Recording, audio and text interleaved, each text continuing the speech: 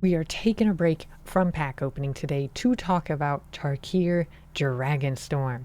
So there's not many cards as of right now that are released or been talked about, but this is releasing on April 11th, and they're going to be doing like a full breakdown of some cards on March 18th. So we'll talk more about it then. I wanted to talk about what they have already talked about. So we're starting with white.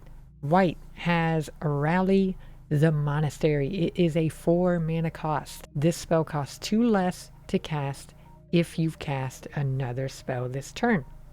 Pretty decent, so it knocks it down to a 2 cost. Let's see what it does. Create 2/1/1 white monk creature tokens with prowess. Up to 2 target creatures you control each get +2/+2 till the end of turn, or destroy target creature with power 4 or greater. I don't think that's extremely good with all the cards that are already in the format. I'm going to be talking to you from a standard player perspective, because I'm pretty sure this is a standard legal set. I would just say that I think there are better cards than this already in the format. So next one is Smile at Death. It's a mythic. It is a 5 cost mythic. 2 of those have to be white, which is interesting. Enchantment. At the beginning of your upkeep, return up to 2 target creature cards with power 2 or less from your graveyard to the battlefield. Put a +1/+1 counter on each of those creatures. Very strong, especially currently. There's a lot of graveyard decks kind of running rampant in the format. And then you have the Bright Glass Gearhulk, which is also a white card and also running very low powered creatures. I don't know, this one feels like it could be good, but we'll have to see how it shakes out. 5 is still a lot of mana to invest into an enchantment that only triggers at the beginning of your upkeep. It's got to survive a full round. I don't know. Alright, let's talk about red. So we got Sarkhan, Dragon Ascendant, a 2 cost legendary creature, so this could be a commander if you play commander. When Sarkhan enters, create a treasure token. Oh, you may behold a dragon. Interesting. What is behold?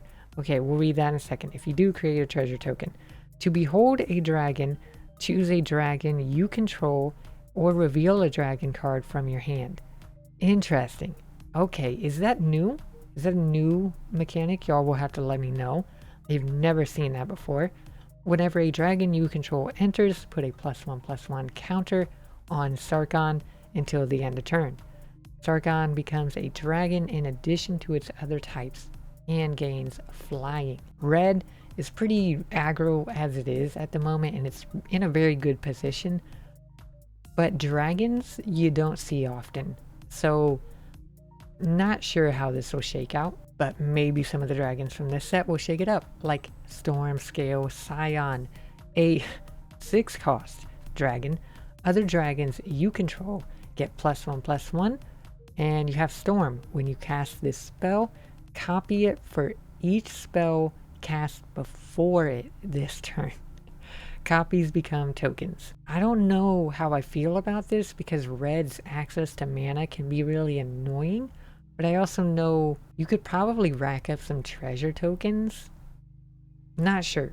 Not sure about this one. I'm going to keep it completely real with you. And then real quick, I will hide my little person for a moment so you can see those are the 2 art versions of the card. They both look very good. Very, very good. I like the extra art, the showcase art in this set a lot. And then you got 2 more arts of Sarkhan. One of these is just like a black border, which I don't like the feel of. I like the rainbow-ish looking thing. Personally, I would rather pull this than the black border. Alright, multicolor cards. We have a 4 cost, 1 white, 1 black mana. Okay. It is an enchantment. As this enchantment enters, choose Abzan or Mardu? What? So if you choose Abzan, at the beginning of your end step, put a +1/+ counter on each creature you control. Or if you choose Mardu, at the beginning of your end step. Oh, both of these are end steps. Sorry if I said upkeep. I apologize. If a creature died under your control this turn, each opponent sacrifices a creature of their choice. I like that it has black mana in it, because obviously black is all about destroying creatures, and that second effect could be real annoying, especially right now in the format how it is. Inevitable Defeat.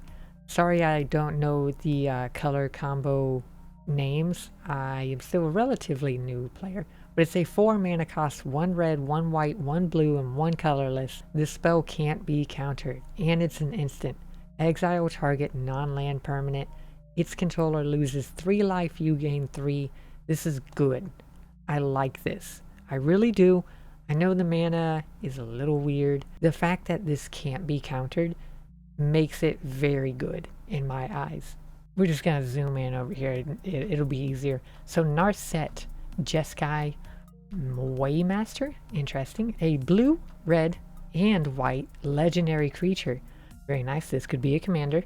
At the beginning of your end step, you may discard your hand. Whoa, your whole hand? Okay. If you do, draw cards equal to the number of spells you cast this turn. I don't know about this. In terms of standard, I don't know about this. Maybe one of you could make this work. I'm not sure. My brain is not on that level yet. Seems very good though. Then we got Shiko. Not sure how you would say that one. A very kind of odd one. So it's 2 colorless, 1 blue, 1 red, and a white. So interesting, same colors as the other one. Legendary creature, Spirit Dragon, so commander players, look out. Got Flying Vigilance, and when Shiko enters, exile target non-land permanent with mana value 3 or less from your graveyard. Copy it. Then you may cast the copy without paying its mana cost. Very, very good. Oh my gosh, that is so good. I like that. You just constantly blink this onto the field. You could... Ooh, that could be real good. Then we got Skirmish Rhino over here with Trample. This creature enters, each opponent loses 2 life and you gain 2 life. Interesting. It's a white, black, and green. Don't know how I feel about that one. It is a 3/4 though, so I mean that could be interesting, kind of. Oh yeah, we already looked at this one. This is just the extended border. Cool. Okay. And then Skirmish Rhino has the same treatment as the other ones I showed you up above. With Teval, the Balanced Scale. Now this one, I think this is a commander only. I don't think this one will be in standard. Correct me if I'm wrong on that, but I think that's what this symbol means. It's a legendary creature, Spirit Dragon, flying. Whenever Teval attacks, mill 3 cards. Then you may return a land card from your graveyard to the battlefield tapped. Whenever 1 or more cards leave your graveyard, create a 2/2 black zombie druid creature token. I like this. It's 4 mana cost, 1 colorless, 1 black, 1 green, and 1 blue. All those colors do really well together and play really well off of what this card is trying to do. We are all the way at the end now, which is Mox Jasper. This is everything that's been announced so far. So obviously they have the retro border, which I think looks beautiful, but I believe it only comes serialized, which kind of bums me out, you know, a little bit. Mox Jasper, or maybe it just has the potential. I don't know. Not sure. But add 1 mana of any color, activate only if you control a dragon. And how fitting is it? You know, this set is supposed to have a lot of dragons, supposedly. Overall, I'm excited. A lot of these cards seem fun and interesting. I would love to play around some dragons, if I'm being real with you.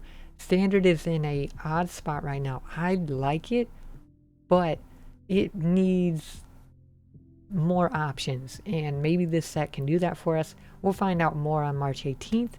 Thank you guys so much for watching. If you're new here, make sure you subscribe, leave a like, leave a comment, do all that fun stuff. I appreciate it, and I will catch you in the next one. Bye.